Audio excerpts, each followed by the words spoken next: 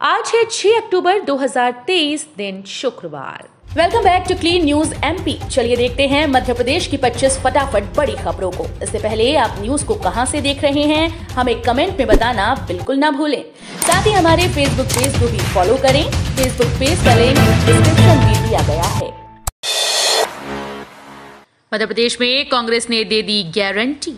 पहले किसानों का कर्ज माफ किया, उसी तरह फिर से योजना शुरू होगी। 100 यूनिट बिजली का बिल माफ। पुरानी पेंशन मध्य प्रदेश में लागू की जाएगी। गैस सिलेंडर 500 रुपए में लागू करेंगे। महिलाओं के खाते में 1500 रुपए प्रति माह आएंगे। 5 हॉर्स पावर तक की बिजली भी किसानों को मुफ्त मिलेगी। शिवराज कैबिनेट ने लिए बड़े फैसले। मुख्यमंत्री शिवराज की बैठक में 118 प्रस्तावों पर चर्चा के बाद मुहर लगाई गई। कर्मचारियों को नए वेतनमान का लाभ देने के साथ हितग्राहियों के लिए वेतन भत्ते और मानदेय में वृद्धि की गई। इसके अतिरिक्त छात्र छात्राओं के हित में भी कई महत्वपूर्ण विषयों पर बड़े फैसले लिए गए। कैबिनेट ने भोपाल में 8 लेन एलिवेटेड कॉरिडोर के निर्माण पर भी मुहर लगाई। शिवराज कैबिनेट में इन प्रस्तावों पर भी लगी मुहर। मेडिकल कॉलेज के शैक्षणिक संपर्क को 2016 से 7वें वेतनमान देने के प्रस्ताव को स्वीकृति मिल गई। वहीं प्रदेश के युवाओं को भी बड़ी राहत दी गई। कर्मचारी चयन मंडल के द्वारा आयोजित प्रधानमंत्री जन आरोग्य योजना में सम्मिलित किए जाने के बाद अब साल में केवल एक ही बार परीक्षा शुल्क का भुगतान करना होगा। सरकार ने जबलपुर, ग्वालियर, रीवा, सागर में ग्लोबल स्किल पार्क, नौ कल्याण बोर्ड के गठन, कोटवारों को रिटायरमेंट पर 1 लाख देने, पांचुर्ना और मेहर को जिला बनाने के प्रस्ताव को हरी झंडी दी है। कर्मचारियों के हित में महत्वपूर्ण फैसला। कर्मचारियों के हित में महत्वपूर्ण फैसला लिया गया। मध्य प्रदेश के शासकीय कर्मचारी, कार्यकर्ता, संविदा कर्मचारियों को आयुष्मान भारत के प्रधानमंत्री जन आरोग्य योजना में सम्मिलित किए जाने के प्रस्ताव को स्वीकृति दी गई। जन आरोग्य योजना के अंतर्गत स्वीकृत हितग्राही आंगनबाड़ी कार्यकर्ता, पंचायत सचिव, ग्राम रोजगार सहायक, आशा और उषा कार्यकर्ता सहित आशा सुपरवाइजर, कोटवार और संविदा कर्मचारियों को 5 लाख तक स्वास्थ्य सुरक्षा लाभ स्वीकृत किया गया। दैनिक मानदेय और भत्ते की दरों में भी वृद्धि। वहीं मंत्रिपरिषद की बैठक में जनजातीय और लोक कलाकारों को प्रदर्शन के लिए दैनिक मानदेय और भत्ते की दरों में वृद्धि के प्रस्ताव को स्वीकृति दी गई। कलाकारों को प्रदर्शन के लिए दैनिक मानदेय 800 प्रति दिवस से बढ़कर 1500 रुपए प्रति दिवस करने का निर्णय लिया गया। इसके साथ उनके दैनिक भत्ता 250 रुपए प्रति दिवस से बढ़कर 500 रुपए प्रति दिवस करने का निर्णय लिया गया है। मंत्रिपरिषद के द्वारा शहीद हुए वनकर्मी को मध्य प्रदेश शासन के द्वारा शहीद घोषित करते हुए अस्तित्व को 10 लाख रुपए से बढ़कर 25 लाख रुपए विशेष अनुग्रह अनुदान प्रदान करने की स्वीकृति दी गई। आहार अनुदान योजना में हितग्राहियों को लाभ। आहार अनुदान योजना में हितग्राहियों को प्रति महीने 250 में वृद्धि करते हुए इसे बढ़ाकर 1250 रुपए के स्थान पर 1500 रुपए प्रति माह किए जाने का निर्णय लिया गया। ऐसे में आहार अनुदान योजना के हितग्राहियों को अब 1500 रुपए प्रति महीने का भुगतान किया जाएगा। सभी शासकीय उच्चतर माध्यमिक विद्यालय में प्रथम स्थान प्राप्त करने वाली छात्र और छात्र को निःशुल्क स्कूटी, ई स्कूटी के क्रय की कार्यवाही के सरलीकरण के प्रस्ताव को भी स्वीकृति दी गई। 85 सीएम राइज स्कूल के चयन और स्थान परिवर्तन का भी अनुसमर्थन। मंत्रिपरिषद के द्वारा जनजातीय विभाग के 85 सीएम राइज स्कूल के चयन और स्थान परिवर्तन का भी अनुसमर्थन किया गया है। शिक्षा विभाग के साथ जनजातीय कार्य विभाग के अंतर्गत 85 विद्यालय को सीएम राइज योजना में शामिल किया जा चुका है। टेक्सटाइल पार्क स्थापना की भी मिली मंजूरी। वस्त्र मंत्रालय की पीएम मेघा एकीकृत वस्त्र क्षेत्र और परिधान योजना के अंतर्गत प्रदेश में टेक्सटाइल पार्क की स्थापना के लिए विशेष प्रयोजन वाहन के गठन संबंधित ज्वाइंट वेंचर एग्रीमेंट, मेमोरेंडम और आर्टिकल ऑफ एसोसिएशन प्रारूप के अनुमोदन के संबंध में महत्वपूर्ण निर्णय लिया गया है। साथ ही नर्मदा घाटी विकास विभाग की 3 परियोजनाओं को स्वीकृति पर मुहर लग गई। सीएम शिवराज ने दी बड़ी सौगात। विधानसभा चुनाव की आचार संहिता लगाने से पहले सीएम शिवराज ने उज्जैन में महाकाल विस्तारीकरण प्रोजेक्ट का दूसरा चरण का लोकार्पण किया।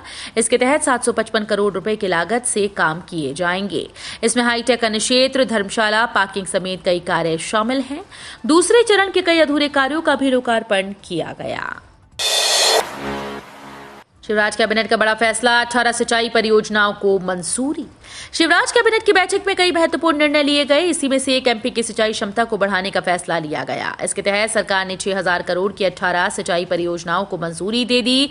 इसमें 2 लाख हेक्टेयर क्षेत्र में सिंचाई क्षमता में वृद्धि होगी। साथ ही 1250 गांवों के लगभग 2 लाख कृषक लाभान्वित होंगे।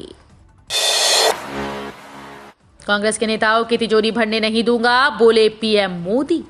जबलपुर दौरे पर पहुंचे पीएम मोदी ने कहा कि ना गरीबों का पैसा लुटने दूंगा, ना ही कांग्रेस के नेताओं की तिजोरी भरने दूंगा। हमने जनधन, आधार और मोबाइल की ऐसी त्रिशक्ति बनाई कि कांग्रेस का भ्रष्ट तंत्र तहस नहस हो गया। मोदी ने कहा कि 2014 के पहले हजारों करोड़ के घोटाले हेडलाइन बना करते थे। हमने कांग्रेस सरकार की बनाई भ्रष्ट व्यवस्थाओं को बदलने का अभियान चलाया। गारंटी है एमपी विकास में टॉप पर आएगा। आज हड़ताल पर जाएंगे बिजली कर्मचारी। आगामी एमपी विधानसभा चुनाव से ठीक पहले हड़ताल और आंदोलन कर रहे कर्मचारियों ने सरकार की मुश्किलें बढ़ा दी। इसी कड़ी में आज से बिजली कर्मचारियों का काम बंद आंदोलन शुरू होगा। अपनी 7 सूत्रीय मांगों को लेकर कर्मचारियों ने आंदोलन किया है। 70,000 बिजली कर्मी और 52,000 पेंशनर हड़ताल करेंगे। कांग्रेस इस दिन करेगी प्रत्याशियों की घोषणा। एमपी विधानसभा चुनाव में कांग्रेस ने अभी तक टिकट बंटवारे को लेकर कोई घोषणा नहीं की। प्रदेश प्रभारी रणदीप सुरजेवाला ने बताया कि कांग्रेस नेता का और न ही नीति का विवाद है। कांग्रेस की जन आक्रोश यात्रा चल रही है। ऐसे ही जन आक्रोश यात्राएं पूरी हो जाएंगी, वैसे ही हम केंद्रीय समिति की बैठक बुलाकर टिकट की घोषणा करेंगे। कांग्रेस की जन आक्रोश यात्राएं 10 अक्टूबर को खत्म होने वाली हैं। एमपी में आदिवासी और महिलाओं की हालत खराब है, कमलनाथ बोले। प्रदेश कांग्रेस अध्यक्ष कमलनाथ ने एक बार फिर से शिवराज सरकार पर हमला बोला। उन्होंने कहा कि मध्य प्रदेश में आदिवासी और महिलाओं की हालत खराब है। ये चुनाव किसी पार्टी या राजनेता का नहीं, ये चुनाव मध्य प्रदेश का है। जनता कांग्रेस के पक्ष में वोट करेगी और मध्य प्रदेश के भविष्य को बनाएगी। कंसमामा के राज में रानी दुर्गावती की बेटियां सुरक्षित नहीं। कांग्रेस ने पीएम मोदी के जबलपुर दौरे पर हमला किया। कांग्रेस की राष्ट्रीय प्रवक्ता साधना भारती ने भोपाल में कहा कि पीएम मोदी जबलपुर में सभा को संबोधित कर रहे थे। रानी दुर्गावती के वंशजों के साथ अर्थात आदिवासियों के साथ जिस तरह का बर्बरतापूर्ण बर्ताव उनकी सरकार के अंतर्गत प्रदेश में हो रहा है, उस पर एक शब्द भी नहीं बोले। प्रदेश में कंसमामा के राज में रानी दुर्गावती की बेटियां सुरक्षित नहीं हैं। हवाई अड्डे की तर्ज पर बनेगा रोडवेज बस अड्डा, दोबारा भेजा प्रस्ताव। सहारनपुर महानगर में हवाई अड्डे की तर्ज पर रोडवेज बस अड्डा बनेगा। इसको लेकर शासन में दोबारा से प्रस्ताव बनाकर भेज दिया गया। परिवहन मंत्री दयाशंकर सिंह के बयान से लोगों में एक नई उम्मीद जगी। बस अड्डे के लिए दिल्ली रोड पर खाली पड़ी आवास विकास की जमीन को चिन्हित किया गया है। लंबे अरसे से महानगर में रोडवेज बस अड्डा बनाने की मांग उठ रही है। फिलहाल स्थायी बस स्टैंड नहीं है। रेलवे रोड, मानक मऊ और दिल्ली रोड कांशीराम कॉलोनी में सड़कों से ही रोडवेज बसेस का संचालन किया जा रहा है। कोयला कामगारों के वेतन समझौते पर हाईकोर्ट में सुनवाई अब 9 अक्टूबर को। कोयला कामगारों को जबलपुर हाईकोर्ट से 5 अक्टूबर को भी राहत नहीं मिली। कोर्ट के इस मामले में अगली सुनवाई के लिए 9 अक्टूबर की डेट तय की गई। जानकारी एचएमएस के अध्यक्ष नाथूलाल पांडे ने दी। इससे पहले 3 अक्टूबर को सुनवाई की डेट थी, उसे बढ़ाकर 5 अक्टूबर किया गया था। जानकारी हो कि कोल इंडिया के अधिकारियों ने कामगारों के वेतन समझौते को चुनौती दी थी। इस पर रोक लगाने की मांग की थी। कहा था कि इसमें डीपीआई की मंजूरी नहीं ली गई। भोपाल सहित पश्चिम मध्य रेल जोन के 23 स्टेशन की बढ़ेगी लंबाई। मध्य प्रदेश की राजधानी भोपाल सहित पश्चिम मध्य रेल जोन के 23 स्टेशन की लंबाई बढ़ाई जाएगी। 550 की जगह 700 मीटर लंबे प्लेटफॉर्म होंगे। ट्रेन के सभी कोच प्लेटफॉर्म में प्लेस हो जाएं, इसलिए लंबाई बढ़ाई जा रही है। ये काम इस साल के अंत तक शुरू किया जाएगा। रेलवे से मिली जानकारी के मुताबिक वर्तमान में ट्रेन को 22, 24 और 26 कोच के कॉम्बिनेशन के साथ चलाया जा रहा है। भोपाल सहित बड़े स्टेशन पर मौजूद 6 में से 2 प्लेटफॉर्म की लंबाई अधिकतम 20 कोच की क्षमता वाली है। 22 लाख युवा वोटर्स पर कांग्रेस की नजर। कमलनाथ ने इन्हें बताया स्मार्ट, बोले बीजेपी इनसे डरती है। मध्य प्रदेश विधानसभा चुनाव 2023 में पहली बार वोट डालने वाले 22 लाख नए और युवा वोटर्स निर्णायक भूमिका के होंगे। ऐसे में कांग्रेस और भाजपा दोनों ही पार्टीज की नजर इन फर्स्ट टाइम वोटर्स पर है। कांग्रेस के प्रदेश अध्यक्ष कमलनाथ ने सोशल मीडिया एक्स पर पोस्ट कर गुरुवार को इन मतदाताओं को साधने का प्रयास किया।